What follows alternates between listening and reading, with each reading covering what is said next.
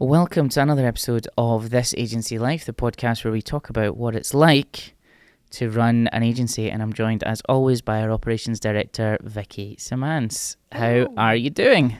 Very good, thank you. On this, where are we now? Just had Easter break, haven't we? So yeah, good, thank you. It's a long distant memory. Happy Friday, I was going to say, which is a really bizarre thing for us to say to each other. Yeah. So traditionally we don't work on Fridays. So you might be thinking, why are we working on a Friday? It's a scam. It's a trick. It was all untrue. No, it's I think that's why. I mean, everyone gets thrown by a bank holiday, right? You don't know, what the day of the week is, etc. But yeah, because we do 4-day weeks typically. It was Easter last weekend, which was great. Mm-hmm. Shout out to Jesus. I was going to say happy birthday, but no. I'm not religious in the slightest, so it's Easter. I'm like, oh, that's a religious thing. Right, cool. Birthday's Christmas. Right.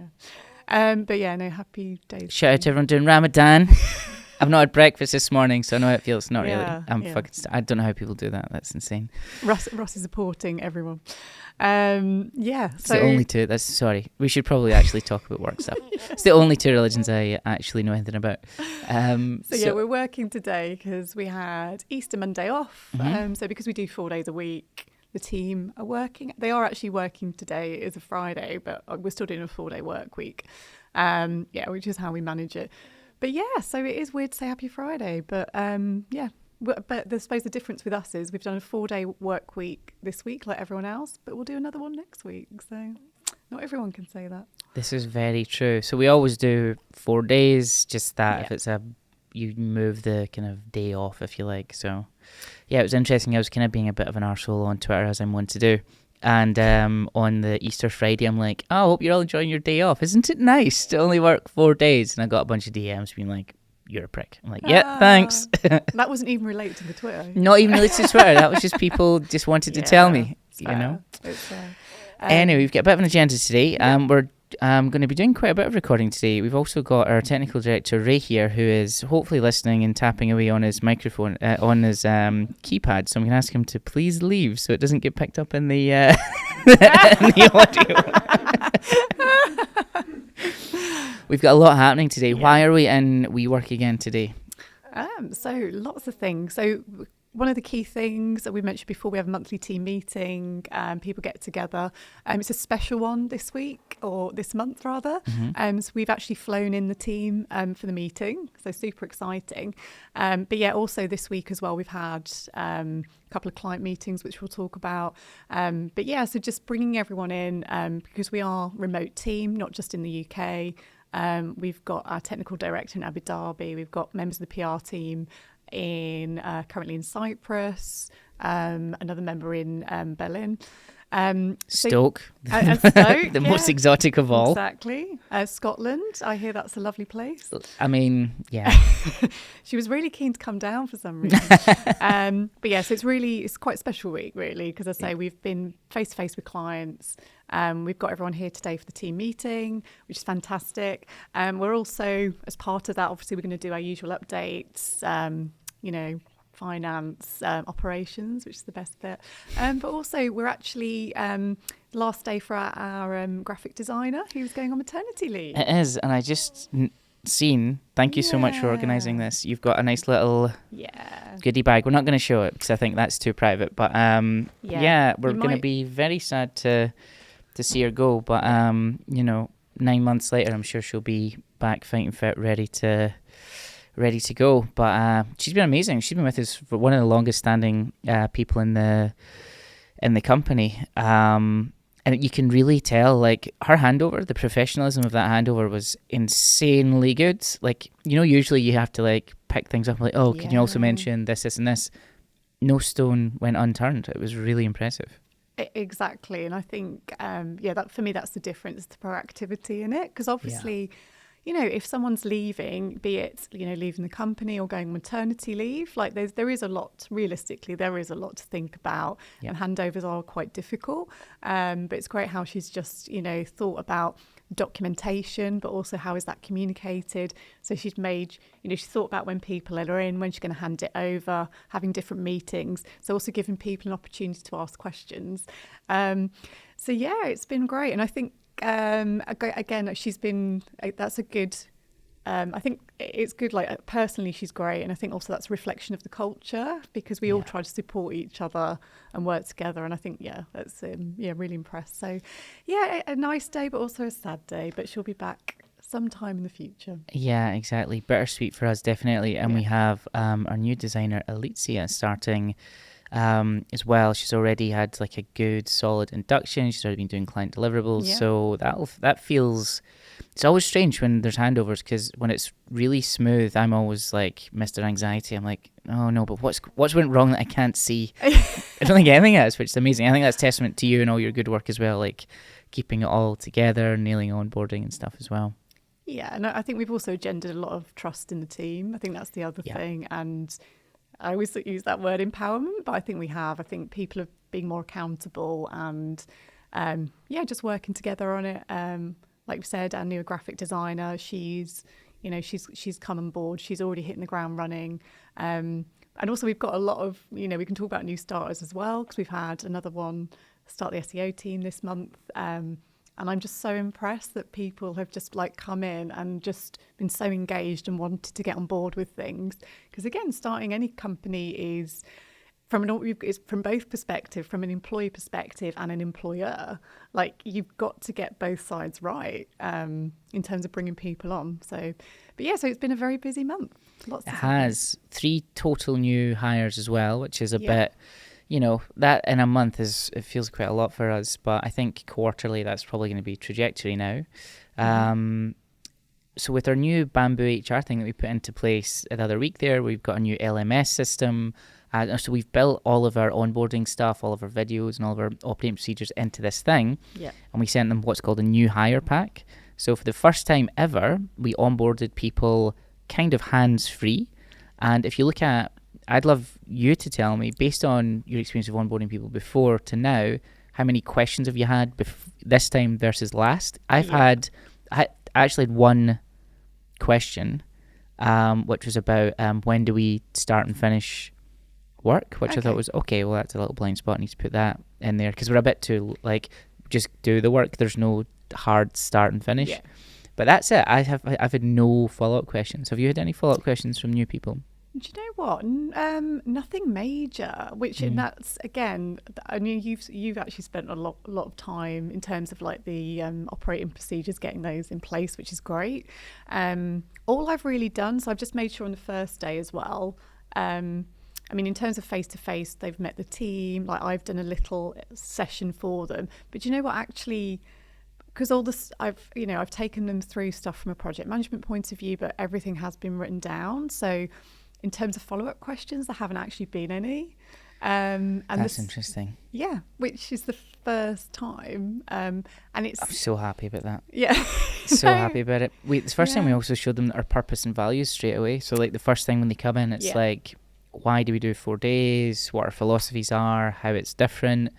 And I think that helps people adapt quicker and relax faster as well.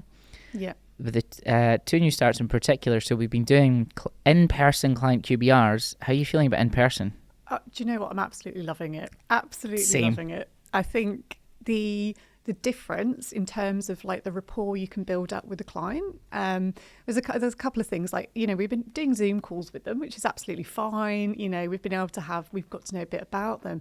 But when you come to face, we've done a mix of meeting the clients in their office, or we've met them in a WeWork, but it is just so different. Just being able to like have a candid, you can get through much more, you can cover much more, and just build a better relationship, both personally and professionally.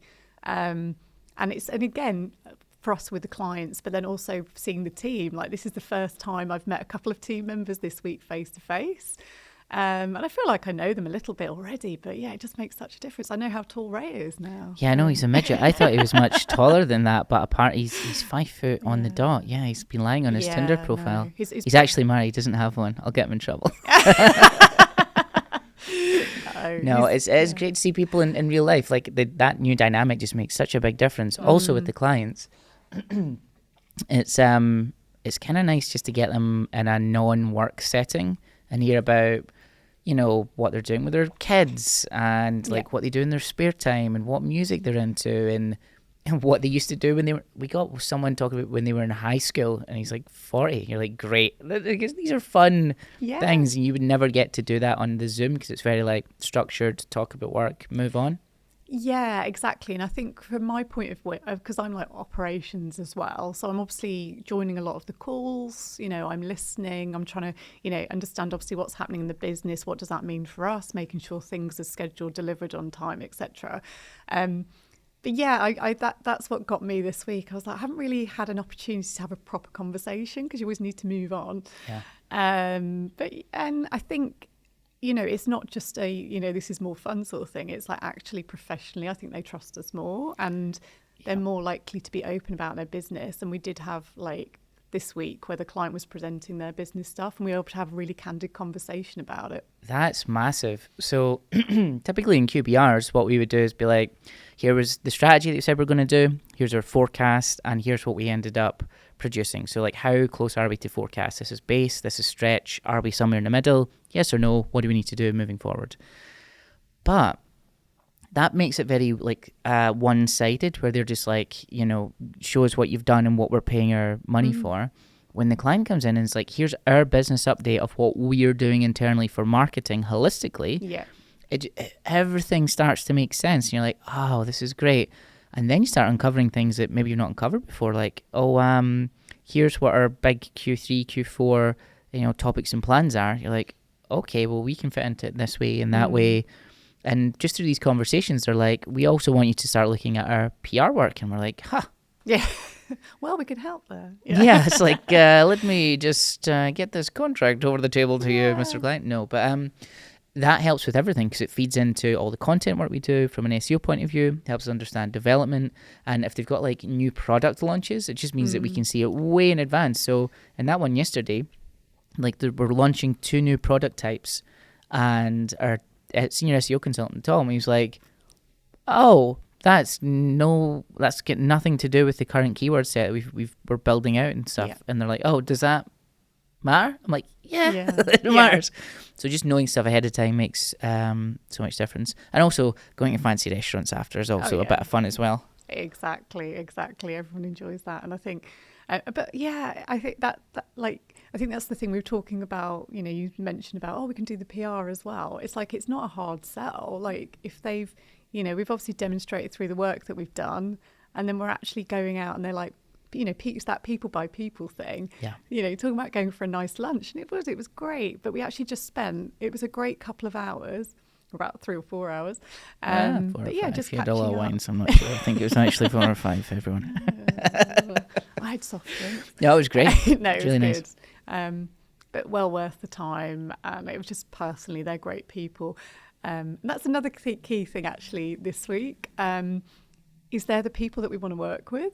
And I'm not these are the type of people that we want to work with. That's the client character, right? Yeah. That's the exact type of person that's perfect for us. Yes. Yeah. And, that's why it was, again, well invested, because from our point of view, we want to keep them as a client, but actually they're the people that we want to work with. And that is something that I've sort of, I'm talking to the team about as well, because obviously it's always important. Like we need to retain business, get new business, but it's not, we don't just want any client. It's just, we need the right client that fits our values and wants to work with us, basically as a partnership. Again, sounds a bit corny, but that is true. And the client said that yesterday. That's how he felt. We were an extension of our team. And I think I've heard that before, and you're like, really? But I felt a little warm and squishy when he said, you can, like, I definitely was not hugged enough as a child. The moment I get any sort of external affection, he's like, you're like a member of our team. I'm like, oh my God.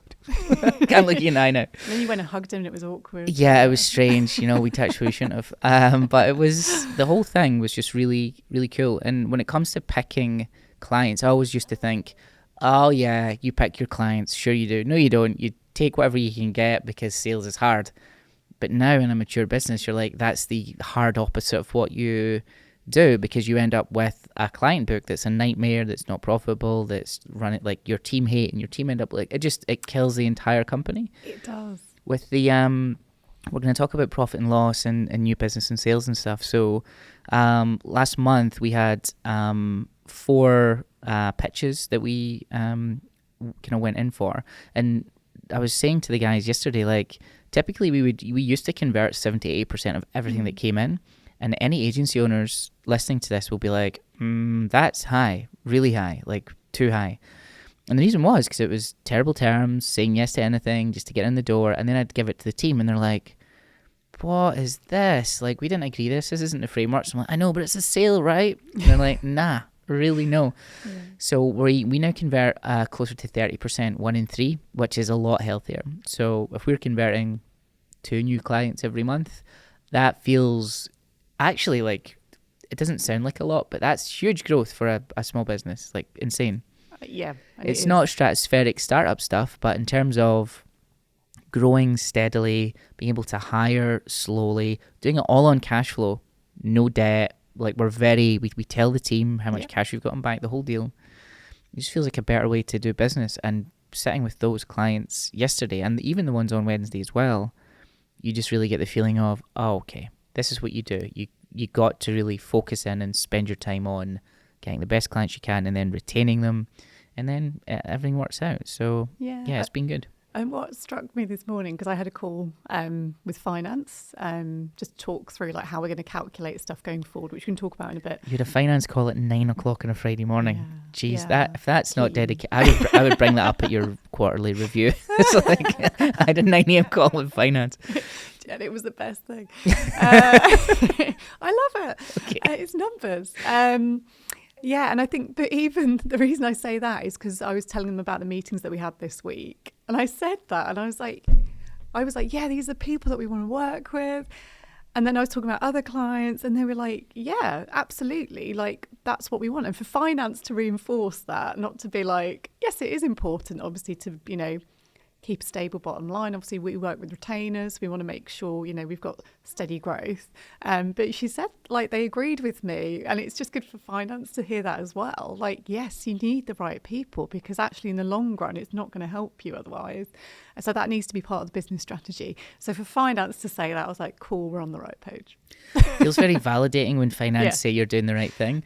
So the way I look at the company now is like pre-Vicky Simans and post-Vicky Simans. So it's like you kind of like before Christ and after, And before, if I'd done anything remotely good with finance and they pat you on the head and say, well done, you've done that thing right, I was like, oh, good, validation, because our FD, so anyone who is looking for an accountant, it's a agency owner, we use someone called Sapphire 8, and Carrie at Sapphire 8 is just unbelievably good. She's like personable, she's great with numbers, she's kind of my business therapist in a weird way. Like, she just puts up with great. A lot.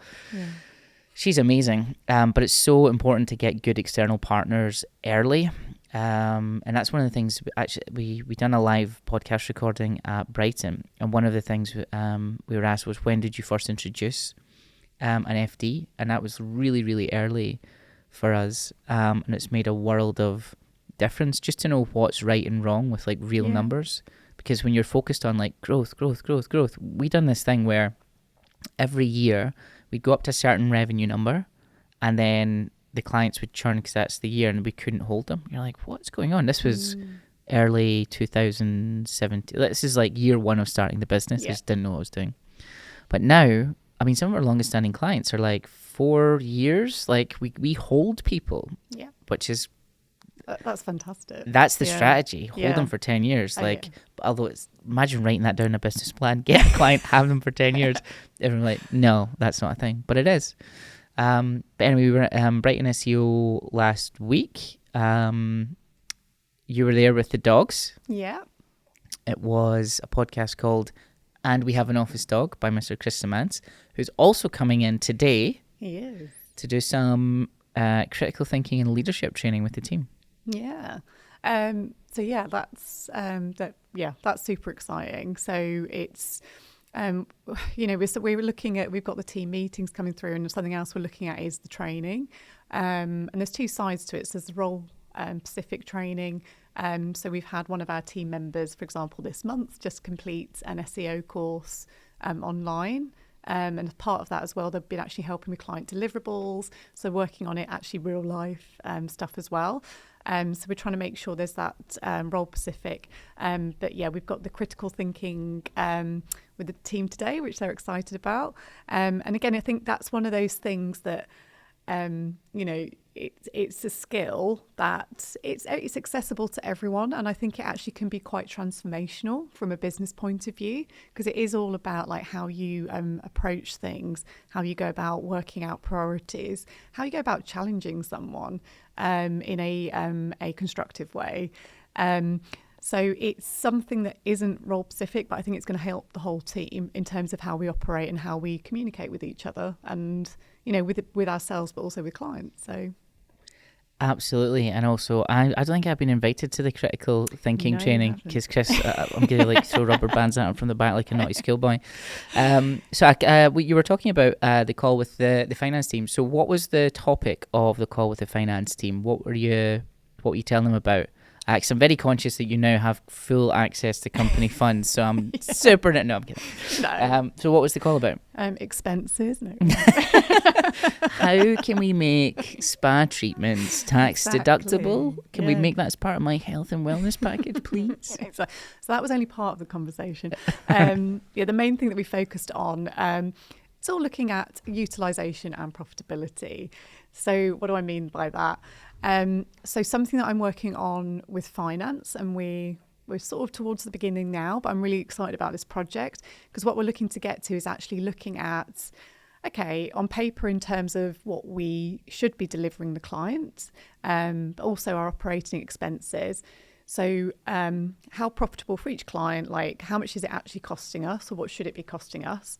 But also thinking about, running a business, you don't just have... you've got the cost for the team, you've got cost for contractors, but also operating expenses in general. So software, marketing. Yeah. So all those things that come into actually running a business. So what we're trying to get to is actually, this is where we're at in terms of how much things are costing, and actually how profitable are each of those clients in reality. So where should we be, or where do we want to be, versus where we actually are. So the reason I'm working with finance on that is because I'm looking at utilisation on a day-to-day basis. And when I say utilisation, so actually looking at how long we spend on clients in reality, versus what we've budgeted for, how long the team are spending on client work, which is billable, versus non-billable work, which is also important because it's things like, training, doing their own marketing, just like managing the team, for example. So it's trying to understand like where we are at the moment, what we're realistically doing day to day, and where do we need to get to make sure we're optimising deliverables, but also profitable. Yep. So I'm working with finance, and I'm giving them the real world about this is what we need to deliver to the client, this is how long we're spending on things, and then they're going to work with me to give them numbers to be like, this is actually how much it's costing us. So then the objective is that over time, and we can do a couple of things. So obviously we want to track things retrospectively. So be like, this is how much revenue we made, this is how much clients paid us, this is how much it cost us in terms of, team hours, in terms of the cost to run the business, and this is the profit we made. And then it's looking at, okay, well, how do we make that more efficient, or where are we over, where are we under, where do we need to focus? Yep. And then beyond that, actually tracking it over time and projecting. So tracking it over time, but also forecasting ahead. So thinking about actually, so if we make these changes, how profitable can we be? What's the impact if we bring in another member of staff, another client? So yeah, sorry, I've sort of... No, this is great. This is exactly what we need to know. What I would ask is like, this all sounds fantastic, right? So, but there's two things that I always think about is externally, how's it communicated, and internally, how's it communicated? So like our profitability, why do the clients care? I'll take that one because I think I've got a good answer. Yep. But internally, why, like when we say this stuff to our team, it's like, all right, you're making more, good for you, bud. You're making more money. Whoop-de-doo. Why should they care? Yeah, and do you know what? Perfect question, because that is part of what I'm talking about with the team in this afternoon's team meeting. So yeah, it is talking about what these things are, why we measure them. But the key thing is actually, why should we all care about these things? It's not a Vicky thing. It's not a Ross thing. It's not even a director level thing. It's an everyone. So yeah, in terms of why everyone in the team should care about it, because if we have If we're better at utilisation, so if we're smarter in terms of when we're spending our time and what we're working on, it means we can be more profitable overall. Mm-hmm. So why do they care about us being profitable? Well, because if we're more profitable, then it means we can have things like, we can look at salary increases, we can look at things like profit share, which we've talked about previously. So that's something that we were hoping to do. And again, it's this work that's critical to being able to do that. Yeah. And I think that'll be a great win for us. Also things like benefits, team activities and like getting people to go and do fun stuff. Absolutely. Like the interesting thing, so everyone gets a share of profit eventually when that gets worked out, is a biggie.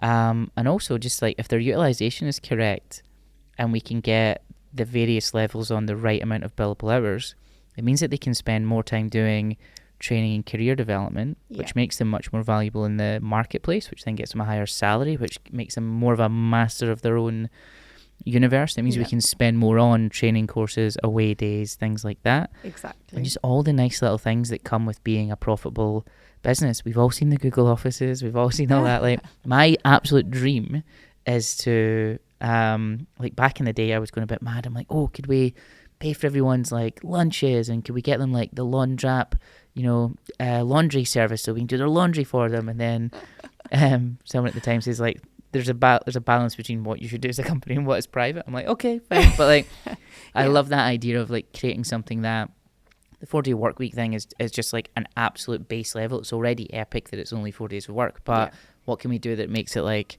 so like I want people to have bragging rights. So when they're like, where do you work? Even if they've not heard of us, they then say what they get. Yeah. And they're like, wow, that's cool. I wish I could do that. I really want that to be a thing. Yeah.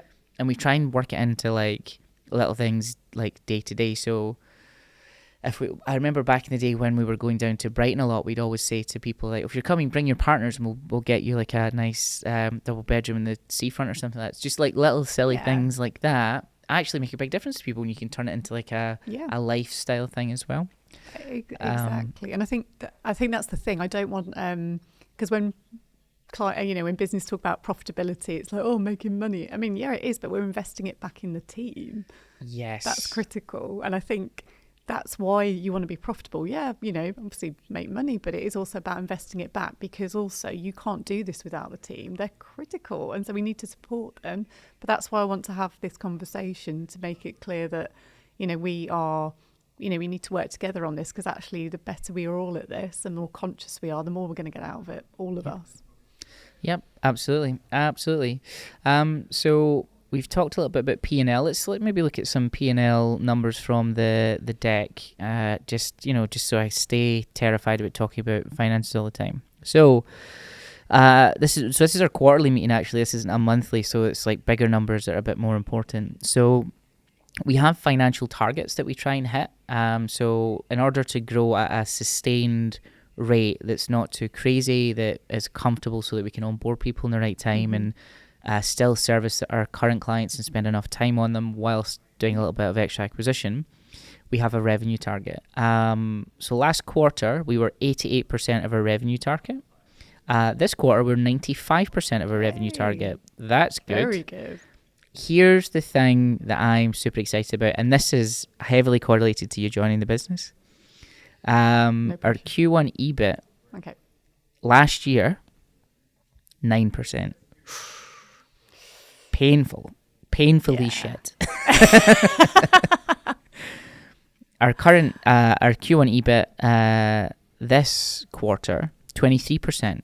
Excellent. That's healthy. Yeah. That's exactly what it needs to be.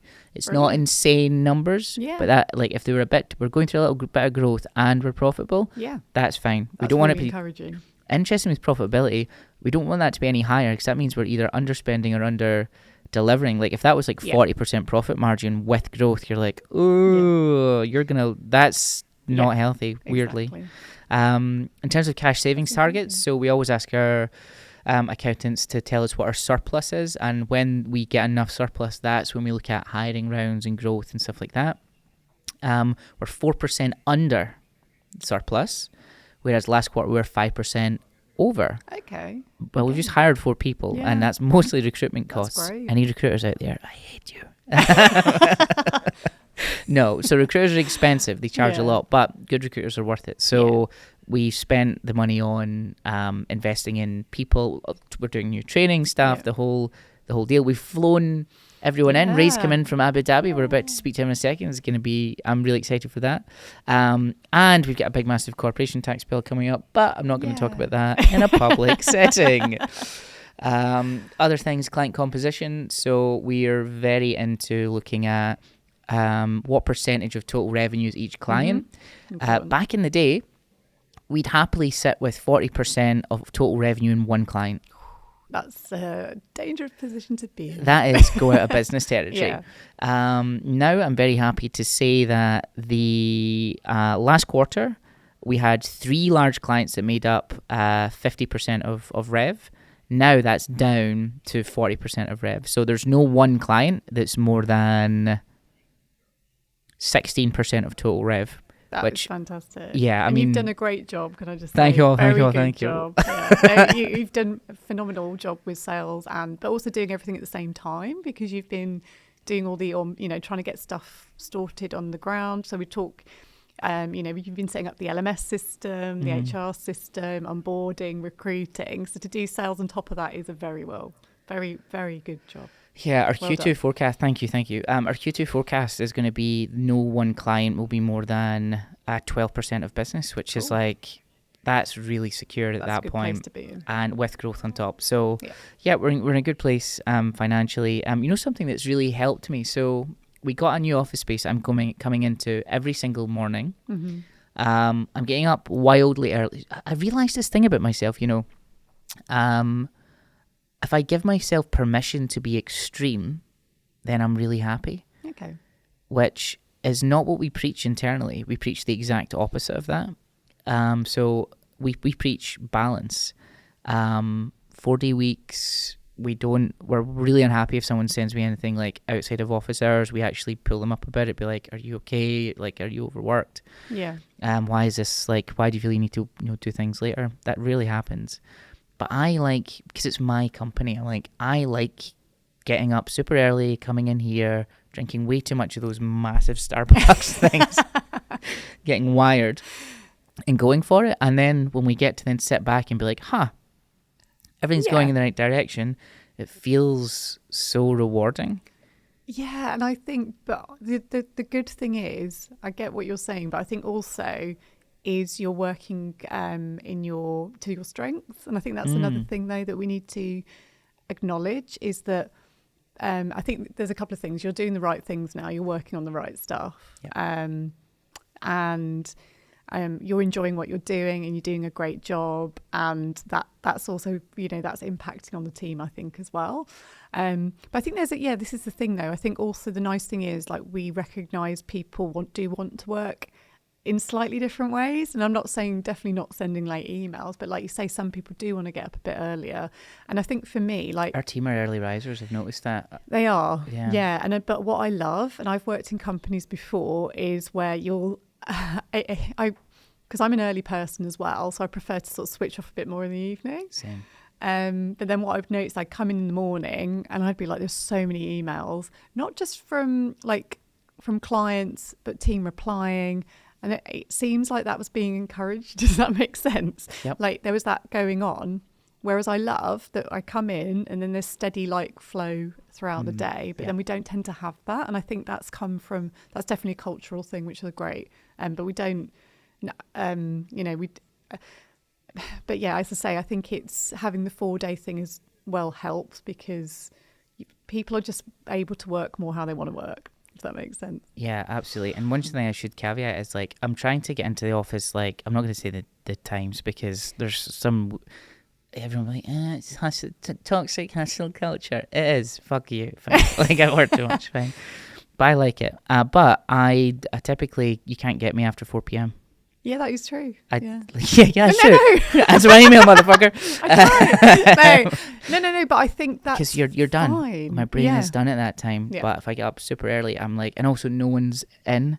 So if you're starting crazy early, you can work right up until lunch without a lot of disturbances. And that's actually the secret as to how I've been able to do all this stuff over the last quarter. It's just because I've had big blocks of uninterrupted time. I'm a big fan of a book by Cal Newport called Deep Work. Yeah. One of the things, oh God, I don't know if I should reveal this about myself. Cycle time. So I realised that as I was doing this, I was getting sleepy, but I was going to bed with the phone. Right. Because I'm single. No, on TikTok. Yeah, TikTok, right. And just blasting through TikTok at 10 o'clock at night with blue light and all this stuff. Well, classic example, I've only had 36 minutes on his phone today and it's the middle of the day, which is really unusual for me. But I got one of these box things that I've got a timer on it, a lock box. Have you seen these things? No. They're meant to be for fat people to not eat cookies, I think. So you're meant to, it's an American invention, obviously. Right, okay. Sorry, America. But you put the thing in and you put a timer on it. It's like, don't touch this for another 8 hours, and it just locks it. So unless you've got a drill to drill it, you're not going to get into it. So I've been doing that to my phone. So I get home at night, about 8 o'clock at night, it goes in with the charger, and I can't touch it until I'm about to literally go out. So I need to wait until I go out the door until it opens. I can take it. That's excellent. It's a bit extreme, but I can give myself permission to be extreme, and it's worked beautifully. My sleep quality is so good now. Yeah. And I'm just letting myself be bored. I'm reading a lot more again. It's just a much healthier way to be. And optimizing what you do, your rest time, is such a huge win. If you're going hard, I don't have anxiety about it. I'm eating well. I'm going to the gym. The whole deal. It's a really interesting pillar habit, like good sleep. Yeah, and I know you're calling that extreme, and I understand why you're saying that, but I think actually you've got a nice routine. Yeah, that's what it is. I get the locking. It feels extreme, but I think that works for you, and actually that's just a routine thing. And I think, it is definitely that. And I think the other thing is that I didn't realise till the last, even, you know what, probably since the pandemic, I realised actually. And I think a lot of things, I was talking to our clients about this yesterday, because a lot of things change in their business culturally as well and personally. So I found that really interesting to talk about. But yeah, I think I've realised that I have to stop now if I'm not in the right frame, which I never used to do, frame of mind to get something done. I'm not going to be efficient. I'm going to end up redoing it. But also it means as well, when I have to push it, I can push it.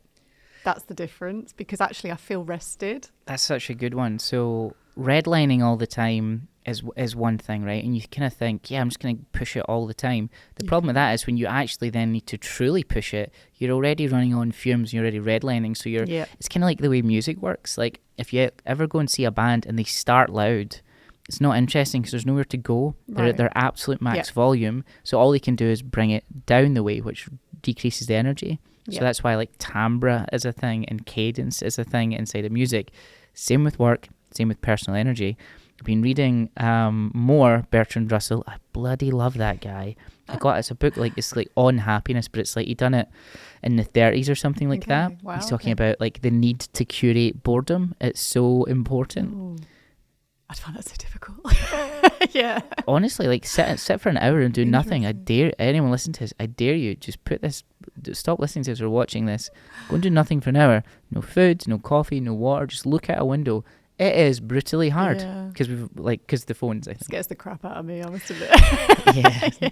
But so we've got our company meeting coming up in about an hour or so. What are you looking to get out of it? What big wins do you want from it today? Because this is quite a big one, right? We've implemented tons of the feedback from the team, and we're going to do another NPS internally in about a month, I think. Yeah, so the end of this month. Yeah. As I say, my main the focus from me is about getting the team to understand why we measure things the way we do, how we all need to be conscious of, where we're spending our time, what we're doing, and why that's important. So we're talking about profitability and why that's important for them. And I think, I suppose the main thing really is so they can see as well and this is where I think the team meetings are good, because we have our daily stand-ups where I'll make sure I give the team, I'll keep them up to date with stuff that's happening, or just remind them about things that need to be happening. But I think we've got the nice thing, we've got new hires, we've got new clients coming on. I just think it's going to be exciting for them to see. And you've talked about the numbers, they're looking positive. But also to let them know, where the plan is for the next quarter, where we're going and what we're going to do next. Because And I think that's what happens in an agency though, because obviously the team work on stuff day to day, and I think it's important that we just make sure they regularly see this is the bigger picture, take a step back, this is what's going well, this is what we need to work on, but we're moving on up like spot the 90s baby. So I think that's what I'm excited about. And as I say, like the team have got the training as well this afternoon. I've spoken to them about it and I think they're excited. Ray's excited over there. Yeah, buzzing. So I think he's grew an extra foot. Exactly. In an hour. And then as I say, like the end of the day, we're going to do like a team activity. So do you know what? There's loads of exciting stuff, I think, to come out of it. It's going to be good. The team activity, this isn't going to go out until after we've done the activity, so we can say it's electric shuffleboard. That's a great idea. Thank you for finding it and organising it. We should probably tell people what we tried to do last time, and it was quite a fail. So I tried to book it last time, and I thought that axe throwing was a good idea. However, we've said at the start of this that Agustina, our creative director, is heavily pregnant. Yeah. What does not go well with heavily pregnant people? Axes being hurtled through the air. Well, people are drinking beer. Yeah, that was weird, man. That was like pissed up people with axes. I'm like, oh, it reminded me of being back in Glasgow. But we're doing shuffleboard. I'm really excited for it. We've got flown in a bunch of people. Yeah. It's going to be great. But let's crack on and get the company meeting done. Any parting words? Anything that you want to go over? Just that I think we'll give everyone an update on how things go over the next months. Like, as I say, I'm going to be working on this project with finance, which I am actually super excited about it. It's sad.